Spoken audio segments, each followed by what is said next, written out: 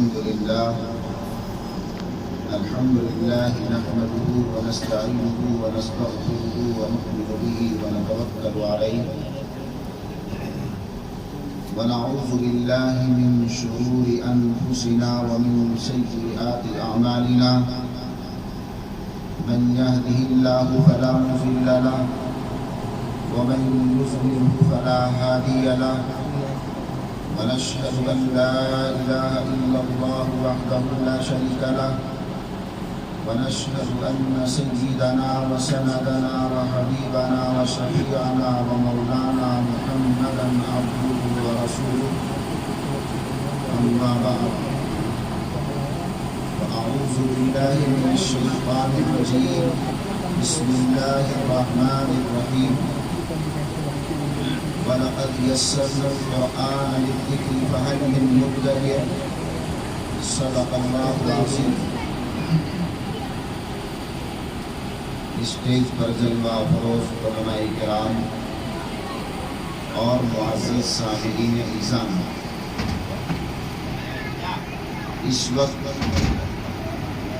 یہ پرنور اور بابرکت مجلس قرآن کریم کی نسبت پر قائم کی گئی ہے۔ اللہ کا لاکھ لاکھ شکر اور احسان ہے کہ اس پروگرام کی سب سے اہم اور عظیم کڑی حضرت استاد حضرت قاری شفیق احمد صاحب دامت برکاتہ العالیہ استاد دارالعلوم دیوبند ہیں اور حضرت تشریف لا چکے ہیں۔ حضرت کا اہم بیان ہوگا، مواعظ حسنہ ہوں گے، اس لیے آپ حضرات دل جمعی کے ساتھ تشریف رکھیں۔ میں آپ کے سامنے بہت تھوڑے وقت کے لیے حاضر ہوا ہوں، اگرچہ اسٹیج پر ایک عظیم شخصیت جو ہمارے اکابر ہی میں شمار ہوتی ہے، حضرت قاری عنایت الرحمن صاحب دامت برکاتہم یہاں تشریف فرما ہے، ان کی دعاؤں کے سہارے یہاں حاضر ہوا ہوں۔ امید ہے کہ انشاءاللہ وہ میرے حق میں دعا کر رہے ہوں گے اور کرتے رہیں گے۔ اللہ مجھے صحیح کہنے کی اور ہم سب کو عمل کی توفیق نصیب فرمائے۔ میرے بھائیو بزرگوں، آج ہم مسلمان ہیں، لیکن ہمارے درمیان جو سب سے بڑی کمزوری اور سب سے بڑا ذوق پایا جاتا ہے وہ قرآن مقدس سے دوری۔ قرآن کریم ہماری مذہبی کتاب، ہماری رہنما کتاب، اللہ کی آخری کتاب، اللہ کے آخری پیغمبر، اللہ کے چہیتے پیغمبر، اللہ کے لاڈلے پیغمبر پر نازل ہوئی۔ اس مقدس کتاب میں ہی ہم سب کی کامیابی کا راز پوشیدہ ہے۔ اسی کتاب کے ساتھ ہماری عزت اور رفعت جڑی ہوئی ہے۔ اس کتاب کو اگر ہم اپنی زندگی کا جز بنائے رکھیں گے تو دنیا میں بھی اور مرنے کے بعد بھی عزتوں کے تاج اللہ ہمیں پہنائے گا۔ لیکن افسوس کی بات یہ ہے کہ ہم قرآن کریم کے ماننے والے ہیں، مگر قرآن پر جس طرح سے ہمیں محنت کرنا چاہیے، قرآن پر جس طرح عمل کرنا چاہیے، قرآن کو جس طرح محفوظ کرانا چاہیے، وہ ہمارے اندر موجود نہیں ہے۔ مسلمان کی سب سے بڑی کمزوری یہی ہے کہ وہ آج اس مبارک کتاب سے اپنے کو دور کیے جا رہا ہے، جبکہ 100% کامیابی قرآن کے ساتھ جڑنے میں ہے۔ یہ ذہنوں میں اچھی طرح بٹھا لیں، قرآن سے جڑ کر ہی ہم رفعت، عزت، کامیابی پا سکتے ہیں۔ قرآن سے دور ہو کر دنیا کی مادی طاقتوں میں، دنیا کے مادی اسباب میں اگر ہم عزت تلاش کریں گے تو یاد رکھیے کبھی عزت ملنے والی نہیں۔ ہم ان اسباب میں گم ہو کر کے رہ جائیں گے، ان مادی چیزوں میں کھو کر کے رہ جائیں گے اور منزل کہیں ہاتھ آئے گی نہیں۔ اگر منزل پر پہنچنا ہے، منزل مقصود کو پانا ہے، دنیا اور آخرت کی فلاح درکار ہے، تو لازم ہے کہ قرآن سے اپنے کو جوڑ لے، قرآن سے وابستہ ہو جائے، قرآن کو مضبوطی سے تھام لے۔ قرآن میں ہی اللہ نے سب کچھ رکھا ہے، قرآن میں ہی اللہ نے ساری طاقتیں جمع فرمائی ہیں، قرآن میں اللہ نے ہر خوبی، ہر خیر کو اللہ نے بیان کر دیا ہے۔ قرآن ایک نسخہ کیمیا ہے، قرآن ایک اللہ کی وہ کتاب ہے جس کی وجہ سے یہ کائنات قائم ہے۔ جب تک اللہ اس دنیا میں اپنی اس کتاب کو باقی رکھنا منظور کر چکے ہیں، تب تک یہ دنیا قائم ہے، یہ کائنات قائم ہے۔ جب اللہ اپنی کتاب کو اس دنیا سے اٹھا لیں گے تو یاد رکھو میرے بھائیوں بزرگوں، اس دنیا کا وجود ہی ختم کر دیا جائے گا، یہ دنیا فنا کے گھاٹ اتار دی جائے گی، نہ دنیا رہے گی، نہ دنیا کی کوئی چیز باقی رہے گی، ہر چیز فنا ہو جائے گی، ہر چیز تباہ ہو جائے گی، ہر چیز کو اللہ ہلاک کر دے گا، صرف اللہ کی ذات ہی باقی رہے گی۔ کل من علیہا فان ویبقى وجہ ربک ذو الجلال والاکرام۔ قرآن کہتا ہے ایک ایک چیز کو فنا کا ذائقہ چکھنا پڑے گا، ایک ایک چیز کو فنا کے گھاٹ اتر جانا پڑے گا۔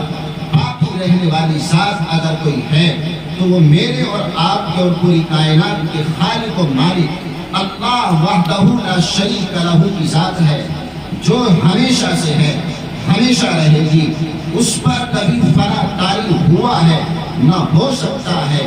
وہ ساری کائنات کا بنانے والا اللہ، اسی نے مجھے بھی وجود دیا ہے، آپ کو بھی وجود دیا ہے، اس پوری کائنات کو بنایا ہے، زمین و آسمان کی تخلیق اسی نے فرمائی ہے، اس نظام کو وہی چلا رہا ہے، اس نظام کو وہی روکے ہوئے ہے، اور جب تک چاہے گا چلائے گا، جب چاہے گا اسے انیل دے گا، جب چاہے گا اسے بکھیر دے گا۔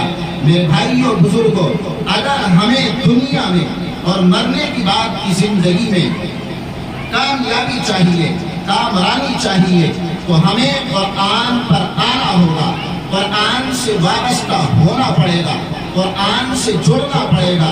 قرآن کو چھوڑ کر نہ کامیابی آج تک کسی کو ملی ہے اور نہ مل سکتی ہے۔ قرآن اللہ کی واحد کتاب، قرآن اللہ کی واحد کتاب ہے جس پر اللہ نے کامیابی اور کامرانی کا وعدہ فرمایا ہے۔ اگر ہم اس بات کو سمجھ لیں تو پھر ہمارے لیے قرآن کو پڑھنا آسان، قرآن کو سمجھنا آسان، قرآن پر عمل کرنا آسان، مگر یہ بات ہماری سمجھ میں آ نہیں رہی ہے، ہماری سمجھ سے بالا تر ہو رہی ہے۔ قرآن کی حقانیت ہم مانتے ضرور ہیں، قرآن کو ہم اللہ کی کتاب تسلیم کرتے ہیں، ایمان ہے ہمارا اس پر، اللہ ایک ہے۔ اللہ نے جو پیغمبر آخر میں اس دنیا میں مبعوث فرمایا، وہ اللہ کا لاڈلا حبیب، وہ اللہ کا چہیتا پیغمبر جس کو ہم یاد کرتے ہیں محمد عربی صلی اللہ علیہ وسلم کے نام سے۔ وہ ذات اللہ کی محبوب، وہ ذات اللہ کی لاڈلی، اس پر یہ قرآن نازل کیا گیا۔ اللہ کی یہ کتاب ہدایت ما قبل کی ساری آسمانی کتابوں کو منسوخ قرار دیتی ہے۔ یہی کتاب ناسخ ہے، یہی کتاب دستور حیات ہے، یہی کتاب لائق عمل ہے، یہی کتاب لائق نجات ہے، یہی کتاب لائق ہدایت ہے، یہی کتاب لائق کامیابی اور کامرانی ہے۔ اسی کتاب پر اللہ نے ہر طرح کی فلاح اور بہبود کے وعدے فرمائے ہیں۔ کاش یہ بات آج ہم مسلمانوں کی سمجھ میں آ جاتی اور ہم اب اس کو اپنے ذہن و دماغ پر مسلط کر لیتے اور یہ بات ہمارے ذہن و دماغ میں بیٹھ جاتی تو قرآن پر چلنا، قرآن کا پڑھنا، قرآن کا سیکھنا، قرآن کا سمجھنا اور اس پر عمل پیرا رہنا سب آسان تھا، آسان تر آسان تھا۔ مگر افسوس ہم یہ بات سمجھ نہیں پا رہے ہیں، ہم اس بات کو اپنے ذہن و دماغ پر بٹھا نہیں پا رہے ہیں۔ وجہ یہی ہے کہ منکرات کے اسباب، شیطانیت کی چیزیں اور مادی چیزوں کا بھوت ہمارے ذہنوں پر سوار ہو چکا ہے۔ ہم ہر چیز کی کامیابی اس دنیا کی مادیات میں تلاش کرتے ہیں، مال و دولت میں تلاش کرتے ہیں، جاہ و منصب میں تلاش کرتے ہیں، عزت و رفعت دنیا میں ہم تلاش کر رہے ہیں۔ مال کے بل بوتے پر، نوٹوں کے بل بوتے پر، دولت کے بل بوتے پر، جائیداد کے بل بوتے پر، جاہ و منصب کے بل بوتے پر، اور دنیا میں اللہ فرماتے ہیں عزت ان چیزوں پر ملنے والی نہیں، عزت تو اللہ نے قرآن کے ساتھ جوڑ دی ہے۔ جو قرآن کو اپنائے گا، جو قرآن کو سینے میں محفوظ کرے گا، جو قرآن کو اپنی زندگی کا جز بنائے گا، جو قرآن کی تلاوت کو اپنا مشغلہ بنائے گا، عزت اس کے قدم چومے گی، عزت اس کے قدموں میں آ کر گرے گی، اور اللہ اس کا سر عزت سے اونچا کر دے گا۔ اللہ نے ہمیشہ ایسا کیا ہے۔ تاریخ شہادت دیتی ہے، تاریخ کے واقعات کو آپ پڑھیں سنیں، جب جب مسلمانوں نے، جب جب ایمان والوں نے قرآن کو مضبوطی سے تھاما ہے، تب تب اللہ نے ان کو اعلیٰ سے اعلیٰ عزت کے مقام پر پہنچایا ہے، اور جب جب مسلمانوں نے قرآن سے دوری اختیار کی ہے، قرآن سے اپنا تعلق کمزور کیا ہے، تب تب وہ ذلت کی گھاٹی میں جا گرے ہیں، پستی کی گھاٹی میں جا گرے ہیں، اور ذلیل و خوار ہونا پڑا ہے۔ میرے بھائیو بزرگوں مسلمانوں، یہ آج ہمارا المیہ یہی ہے کہ ہم ہر طرح سے پریشان ہیں، اور پریشانیوں کا حل تلاش کرتے کرتے ہم دنیا سے چلے جاتے ہیں، مگر پریشانیاں اور مصیبتیں ہمارا پیچھا نہیں چھوڑتی۔ کبھی ہم نے سوچا ایسا کیوں ہے آخر؟ کبھی غور کیا؟ نہیں۔ اگر غور کرتے تو ہم اپنے مقصد پر آ جاتے، مقصد پر لگ جاتے، اور قرآن غور کرنے کے بعد یہی ہمیں لا کے چھوڑے گا، اللہ یہی لا کے چھوڑے گا کہ تمہاری کامیابی اور کامرانی اگر ہے تو قرآن میں ہے، قرآن میں ہے۔ قرآن سچی کتاب ہے، قرآن سچا کلام ہے، قرآن اللہ کا وہ کلام کے جس سے بڑھ کر کوئی کلام ہو ہی نہیں سکتا۔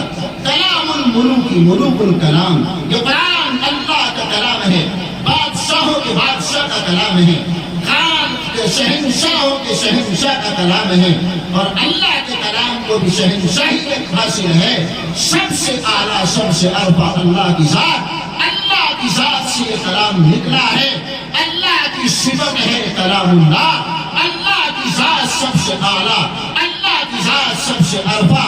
اللہ نے اعلان کرا دیا، کہو 5 وقت پکار کر اللہ اکبر، اللہ اکبر، اللہ سے بڑا کوئی نہیں، اللہ سے بڑا کوئی نہیں۔ ارے اللہ کی کبریائی کو سمجھو، اللہ کی عظمت کو سمجھو، اللہ تبارک و تعالیٰ کی کبریائی کو اپنے سینوں میں بٹھاؤ۔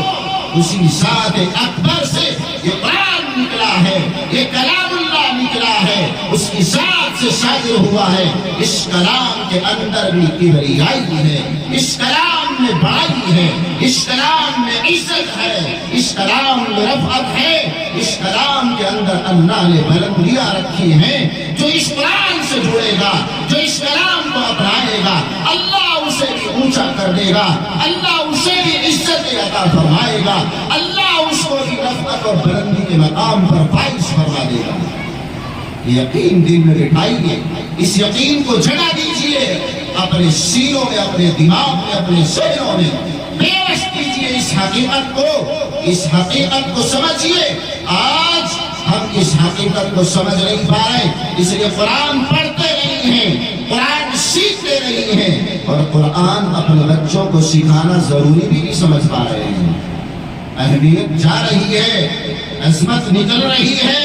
مسلمانوں یاد رکھو، اگر قرآن سے اپنی نسلوں کو دور کرو گے تو اللہ اپنی رحمت سے ہمیں دور کر دے گا۔ رحم کھاؤ ان نسلوں پر، رحم کھاؤ ان بچوں پر، اپنی آنے والی نسلوں کا ایمان بچانے کی فکر کرو۔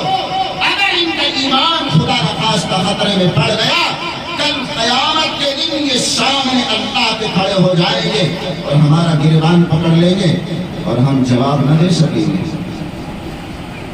اس لیے ان کے ایمان کے بچانے کی جو ممکن کوششیں ہوں وہ کرنا ہم پر لازم اور ضروری ہے، اور اس میں سب سے بڑا ہتھیار یہ ہے کہ ان بچوں کو قرآن سے جوڑو، انہیں دینی تعلیم سے جوڑو، انہیں قرآن سکھاؤ، قرآن پڑھاؤ، قرآن سمجھاؤ۔ پھر دیکھو یہ بچے سچے مسلمان ہوں گے، اچھے مسلمان ہوں گے، جن کی صورت سے، جن کی شکلوں سے، جن کے لباس سے، جن کے رہن سہن سے، جن کی بول چال سے، جن کی رفتار و گفتار سے دوسرے لوگ بھی رہبری حاصل کریں گے، اسلام کی اشاعت کا ذریعہ بنیں گے۔ میرے بھائیوں بزرگوں، اپنے بچوں کو قرآن سے جوڑو، انہیں قرآن پڑھاؤ، انہیں صحیح معنی میں ایمان والا بناؤ، سچا مسلمان بناؤ۔ آج ایمان کے لٹیرے ہماری نسلوں کے ایمان پر قبضہ کر رہے ہیں، ان کا ایمان سلب کرنے کی کوششیں کی جا رہی ہیں، طرح طرح کی شیطانیت کے حربے آج پھیلائے جا رہے ہیں، شائع کیے جا رہے ہیں، رائج کیے جا رہے ہیں۔ ہمارے بچے ایمان سے ہاتھ دھو رہے ہیں۔ ارتداد کا دور ہے، ارتداد کا دور ہے۔ کیوں؟ بچوں کے ایمان کو پختہ نہیں کیا گیا، انہیں ایمان سکھایا نہیں گیا، انہیں کلمہ توحید کی حقیقت بتائی نہیں گئی، ایمان مجمل، ایمان مفصل سے انہیں واقف کرایا نہیں گیا۔ کن کن چیزوں پر ایمان لانا ضروری ہے ان کے عقائد کو پختہ نہیں کرایا۔ اب وہ بچے کالجوں میں، اسکولوں میں مخلوط تعلیم پڑھتے ہیں، برادران وطن کے ساتھ بیٹھتے ہیں، اٹھتے ہیں، ان کے ماحول سماج میں ان کے گرویدہ ہوتے ہیں، اور پھر ایمان سے ہاتھ دھو بیٹھتے ہیں۔ کون ہے اس کا ضامن؟ کون ہوگا اس کا ذمہ دار؟ ہم اور آپ ہی اس کے ذمہ دار ہیں، جنہوں نے اپنے بچوں کی دینی تربیت میں غفلت سے کام لیا ہے، غفلت سے کام لیا ہے، سہول سے کام لیا ہے، وہ اللہ کے یہاں پکڑے جائیں گے، اللہ کے یہاں جواب دینا پڑے گا۔ میرے بھائیوں بزرگوں، اس قرآن کی حقیقت کو سمجھو، اس قرآن کی صداقت کو اپنے دلوں میں اتارو۔ کامیابی اسی میں ہے، کامیابی اسی میں ہے۔ یہ قرآن کہاں سے آیا ہے؟ اللہ کے پاس سے، اللہ کے پاس سے یہ قرآن آیا ہے۔ اور قرآن کے بارے میں، قرآن کے متعلق اللہ نے خود اپنے بارے میں بھی قرآن میں کہا ہے، قرآن کے متعلق بھی کہا ہے، ذالک الکتاب لا ریب فیہ ھدی للمتقین ان ھذا القرآن یہدی للتی ہی اقوم۔ قرآن کے بارے میں قرآن میں اللہ فرماتا ہے یہ وہ کتاب ہے جس میں شک کی گنجائش نہیں ہے، یہ کتاب ہدایت ہے۔ اس سے بڑھ کر کوئی رہنما نہیں ہو سکتا، اس سے بڑھ کر کوئی رہبری نہیں کر سکتا۔ یہ وہ کتاب اللہ نے ہمیں دی ہے، اللہ نے یہ کتاب نازل فرمائی۔ اللہ اپنے بارے میں قرآن میں فرماتا ہے من اصدق من اللہ قیلا، اللہ سے سچا کون ہو سکتا ہے؟ اللہ سے زیادہ سچ کون بول سکتا ہے؟ کس کی بات ہے اللہ سے زیادہ سچی؟ کسی کی نہیں۔ قرآن میں اللہ نے فرمایا قل صدق اللہ، پیغمبر بتا دو اللہ نے جو کہا ہے سب کچھ سچ ہے، سب کچھ حق ہے، اس کے خلاف کچھ بھی نہیں ہے۔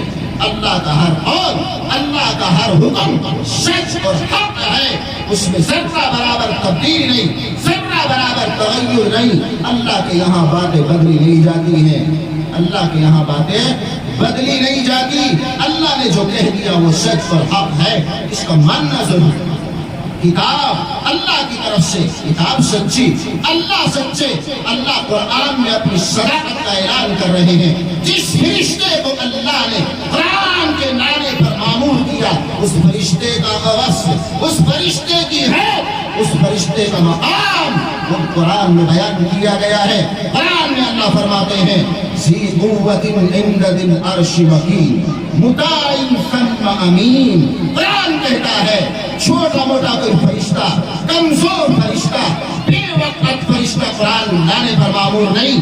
اللہ کے پاس سے جو قرآن لاتا ہے اور پیغمبر کو لا کر سناتا ہے، اس فرشتے کا مقام سنو، ذی قوۃ، طاقتور ہے، وہ طاقتور ہے، اس کی طاقت کا مقابلہ کوئی زمین و آسمان میں خدا کے بعد نہیں کر سکتا۔ ایسا فرشتہ اللہ نے چنا، منتخب کیا ہے، ذی قوۃ عند ذی العرش مکین، عرش والے کے یہاں اس کا ایک مقام ہے۔ اللہ نے اسے عزت دی ہے، اللہ نے اسے مقام دیا ہے۔ کیسا مقام؟ مطاع मुताइन, आसमानों पर फरिश्ते उसकी इताअत करते हैं, फरिश्ते उसकी इताअत करते हैं, उसकी फरमाबरदारी करते हैं। अल्लाह के पैगंबर अलैहिस्सलातु वस्सलाम को वो कुरान ला करके अल्लाह के पास से सुनाता है, जिसकी फरिश्ते इताअत करते हैं। अल्लाह के बाद अल्लाह के हुक्म से इस फरिश्ते की इताअत की जा रही है।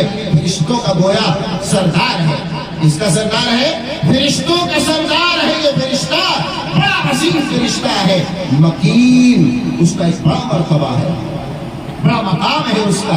ऐसा फरिश्ता अल्लाह ने भेजा है कुरान को लाने ले जाने पर। क्यों अल्लाह ने ये बात बयान फरमाई? इसलिए गौर से सुनो, क्यों अल्लाह ने इस फरिश्ते का तारुफ कराया? इसलिए कि अल्लाह तो जानते थे ना, जब कुरान दुनिया में जाएगा और मेरा पैगंबर ये कुरान सुनाएगा, दुनिया वाले कहेंगे झूठा है, दुनिया वाले कहेंगे घड़ लिया है, दुनिया वाले कहेंगे काट छाट कर दी है। अल्लाह ने मुंह को बंद कर दिया है, अल्लाह ने ऐसे मुंहों पर मोहर लगा दी है, अल्लाह ने ऐसी जबानों को गूंग कर दिया है। कान खोल के सुन लो, इस कुरान पर जिसको मैंने मामूर किया है पहुंचाने के लिए, वो छोटा मोटा कोई फरिश्ता नहीं, बड़ा ताकतवर फरिश्ता है। कमजोर होता, मुमकिन था कोई दरमियान में छीन लेता, काट छाट कर देता, मगर इस फरिश्ते के सामने कोई आ ही नहीं सकता, कोई सोच भी नहीं सकता, क्योंकि सब किसी की इताअत करते हैं। तो फिर इससे छीनेगा कौन? इससे लेकर के उसमें काट छाट करेगा कौन? किसमें जुर्अत हो सकती है? ऐसे फरिश्ते का अल्लाह ने इंतखाब किया है। तो फरिश्ता भी सच्चा, कुरान जिसके पास से आ रहा वो सच्चा, कुरान खुद सच्चा, लाने वाला फरिश्ता भी सच्चा है। जिस जात के पास कुरान आ रहा है वो जात सच्ची है, और उसके सच का ऐलान तो अल्लाह ने कुरान के आने से पहले करवा दिया।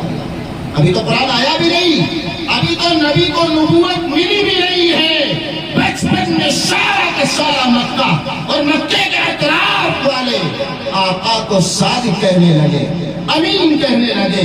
सब के सब आका को मोहम्मद इब्ने अब्दुल्ला नहीं कहते थे, अमीन कहते थे, सादिक कहते थे, सच्चा अमानतदार। उस सादे अक़दस पर कुरान नाजिल हुआ, अल्लाह ने पहले ही सबके ज़हनों में उसकी सदाकत को बेबस कर दिया, ये बताने के लिए कि कल तुम झूठ कहोगे, कल तुम इस सच्चे पर इल्जाम लगाओगे, तुम अपने मुंह की खुद ही खाओगे। जिसे तुम 40 बरस तक सच्चा कहते रहे, अचानक उसे झूठा क्यों कहने लगे? अपने दिलों से पूछो, क्या ये झूठ बोल सकता है? क्या 40 साल तक किसी ने कभी झूठ बोला है? नहीं। तुम्हारा शरीर तुम्हें झंझोड़ेगा, तुम्हारा शरीर तुम्हें ललकारेगा और ये कहेगा कि तुम खुद झूठे हो, तुम खुद झूठे हो। मोहम्मद झूठा नहीं हो सकता, इसलिए कि आदमी एक दिन 2 दिन कोई बनावट दिखा सकता है, कोई तसन्नो कर सकता है, कोई तकल्लुफ कर सकता है। किसी एक आदमी के सामने तो कभी ना कभी राज खुल ही जाएगा, मगर मक्के का कोई बच्चा, मक्के का कोई जवान, मक्के की कोई औरत, मक्के का कोई मर्द, मक्के का कोई बड़ा छोटा ये नहीं कह सका 40 साल की उम्र में मोहम्मद ने फला मौके पर झूठ बोला था, मोहम्मद ने फला मौके पर अमानत में खयानत की थी। 40 साल का जमाना कोई मामूली नहीं होता, मामूली नहीं होता मेरे भाइयों। 40 साल बड़ा जमाना होता है। इतने लंबे जमाने तक पैगंबर की साथ में कोई खोट नहीं, कोई झूठ नहीं, कोई दवा नहीं, कोई फरेब नहीं, कोई ऐब नहीं, कोई इल्जाम नहीं आया।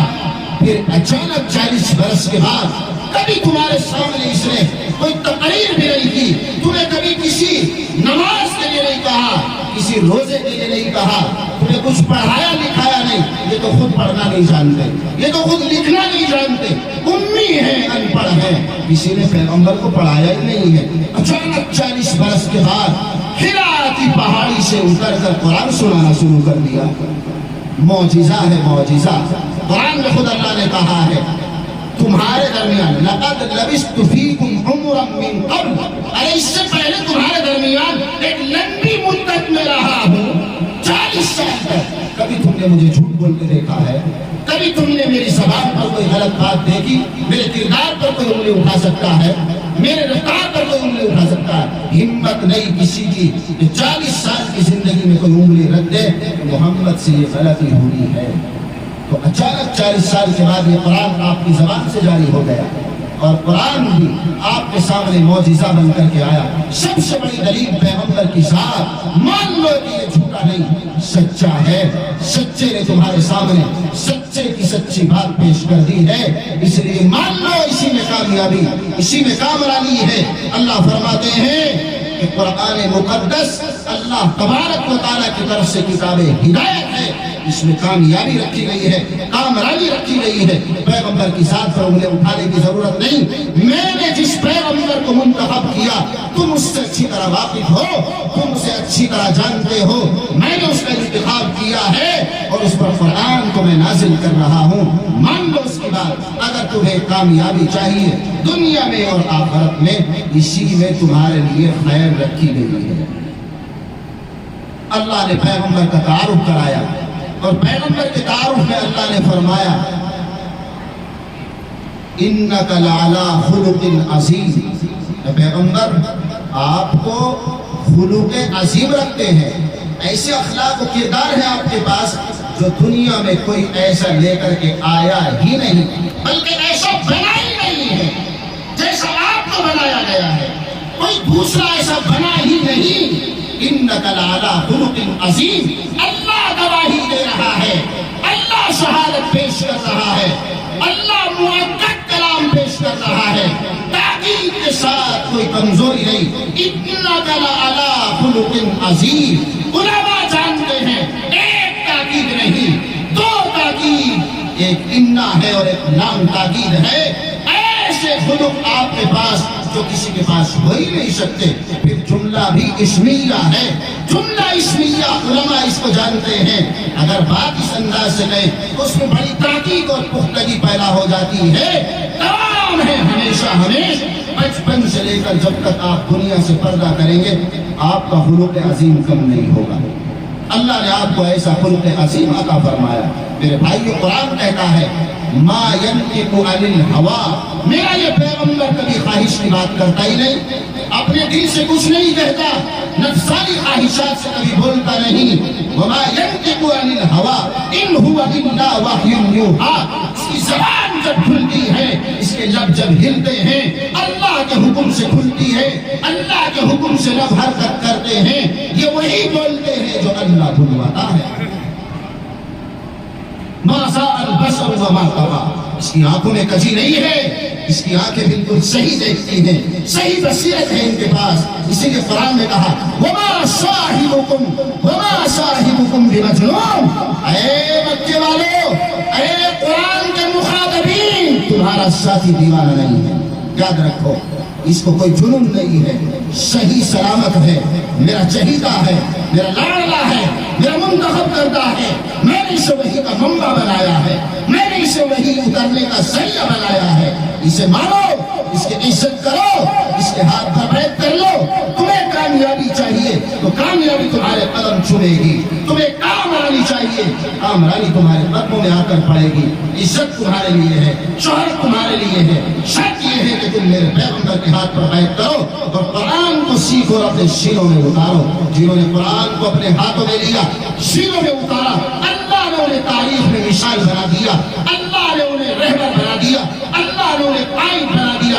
ارے صحابہ کی زندگی کا مطالعہ کرو، صحابہ کا بچپن دیکھو، صحابہ کی جوانی دیکھو، صحابہ کا ایمان سے پہلے کا زمانہ جاہلیت کی حالات اور ان کی تمام تر رذائل چیزیں اور گندی چیزوں کا آپ مطالعہ کرو۔ تاریخ بتاتی ہے کہ درندے قسم کے انسان تھے، یہ انہیں تہذیب سے واسطہ نہیں تھا، یہ بدبو تھے، بدبو، ان پڑھ، انہیں کچھ پتا نہیں تھا، صرف اپنی نسبی شرافتوں کو لے کر کے گھومتے تھے، اپنے سے بڑا کسی کو نہیں مانتے تھے، اور نسبی خاندانی عداوتیں ان کے درمیان سال ہا سال نہیں بلکہ پشت در پشت چلتی تھی۔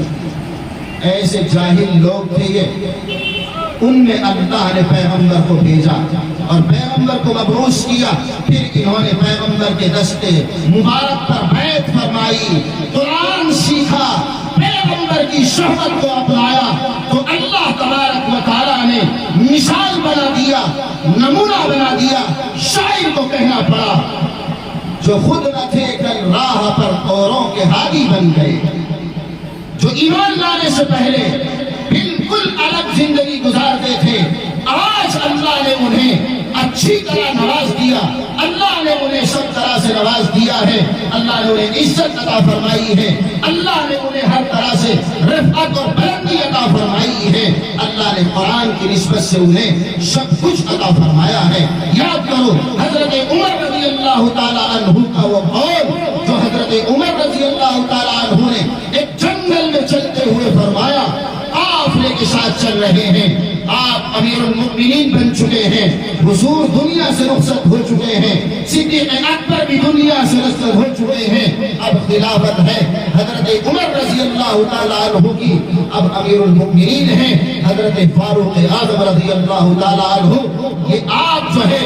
لوگوں کے سامنے چل رہے ہیں، قافلہ آپ کے پیچھے ہے، جنگل کا سفر ہے،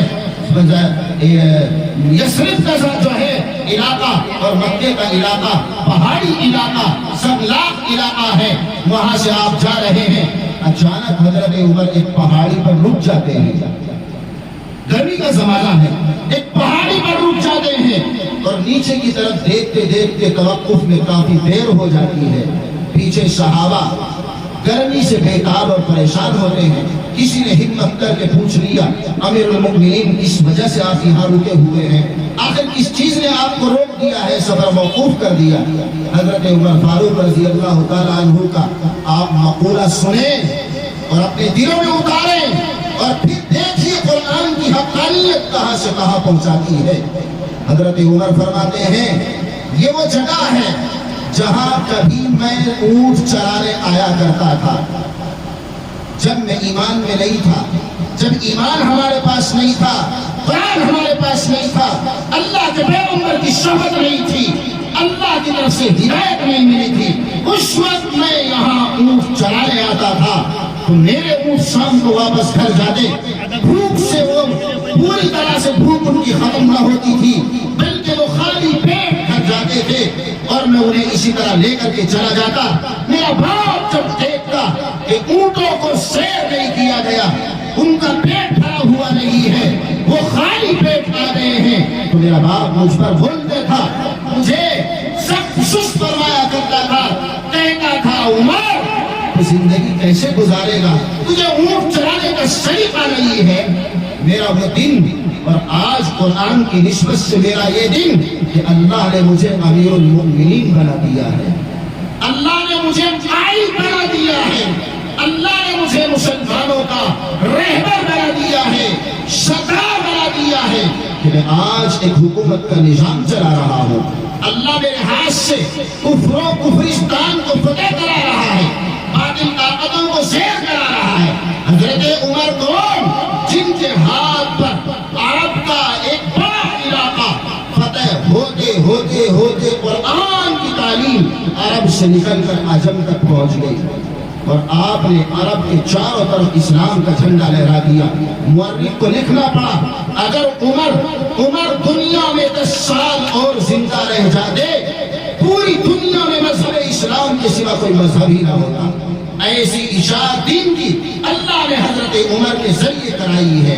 اللہ تبارک و تعالیٰ نے قرآن کی برکت سے انہیں کہاں سے کہاں پہنچایا۔ میرے بھائیوں، یہی تو وہ عمر ہیں جو پیغمبر کو دنیا سے صاف کرنے کے لیے گھر سے نکلے تھے اور اللہ نے انہیں اچک لیا اور ایمان کی دولت سے سرفراز فرما کر قائد امت بنا دیا، امیر المؤمنین بنا دیا۔ میرے بھائیوں سمجھو، واقعہ سنانا مقصود دلچسپی کے لیے نہیں، اس لیے ہے غور کریں ہم کہ جو کل ایمان میں داخل نہیں تھے وہ ایمان میں داخل ہوئے اور قرآن کو اپنے سینوں میں محفوظ کیا، قرآن سے وابستہ ہوئے، قرآن پر عمل پیرا ہوئے، قرآن سے محبت کی، قرآن کی تلاوت کو اپنا زندگی کا جز بنایا تو اللہ نے عزتوں کے تاج پہنا دیے۔ اللہ کا شکر ادا کرو کہ ہم تو ایمان کے گھر میں پیدا ہوئے ہیں، ایمان ہمیں ورثے میں ملا ہے، قرآن ہمارے گھروں میں پہلے سے موجود ہے، ہم مسلمان ہیں، ایمان والے ہیں، تو پھر ہمارے لیے کیا مشکل ہے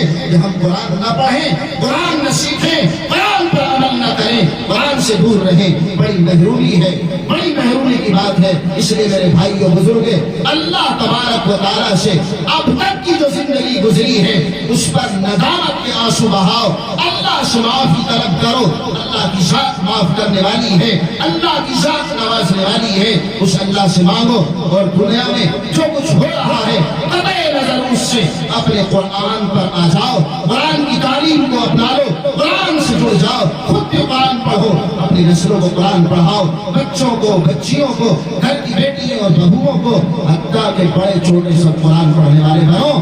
قرآن سب کے لیے آیا ہے، اللہ نے قرآن میں وہ تاثیر رکھی ہے، چھوٹا پڑھے، بڑا پڑھے، جوان پڑھے، بوڑھا پڑھے، عورت پڑھے، مرد پڑھے، سب کے لیے دروازے کھلے ہیں۔ تعلیم کا کوئی وقت نہیں ہوتا۔ تعلیم کے بارے میں مقولہ ہے العلم من المہدی الی اللحد، علم سیکھنے کا زمانہ پیدائش کے بعد سے مرنے تک رہتا ہے۔ اس لیے آپ نہ سمجھیں، بڑے ہو گئے ہیں، عمر زیادہ ہو گئی ہے، جوان ہیں، کاروبار میں پھنسے ہوئے ہیں، دکان پر، کاروبار میں، تجارت میں وقت نہیں مل پاتا ہے، گھر میں مشغولی ہے، قرآن کیسے پڑھیں؟ میرے بھائیو یہ شیطانی حربے ہیں، شیطانی چالیں ہیں، شیطان پٹیاں پڑھاتا ہے، شیطان بہت بڑا جانکار ہے، وہ جانتا ہے کس کو کیسے پھنسانا ہے۔ اس لیے اللہ نے شیطان سے بچنے کے لیے، اس کے جال میں پھنسنے سے محفوظ ہونے کے لیے اللہ نے فارمولہ دیا ہے، دعائیں بتائی ہیں۔ اعوذ باللہ من الشیطان الرجیم پڑھو، لا حول ولا قوت الا باللہ پڑھو۔ جب شیطان کا اثر ہو فوراً پڑھ لیا کرو، انشاءاللہ شیطان آپ کے پاس سے بھاگ جائے گا اور آپ اللہ تبارک و تعالیٰ کی حفاظت میں آ جائیں گے۔ اس لیے میرے بھائیو بزرگوں، قرآن کو اپنی زندگی کا جز بناؤ۔ اللہ کا لاکھ لاکھ شکر ہے، قرآن کے شہدائی اللہ نے اس دنیا میں پیدا فرمائے اور ہم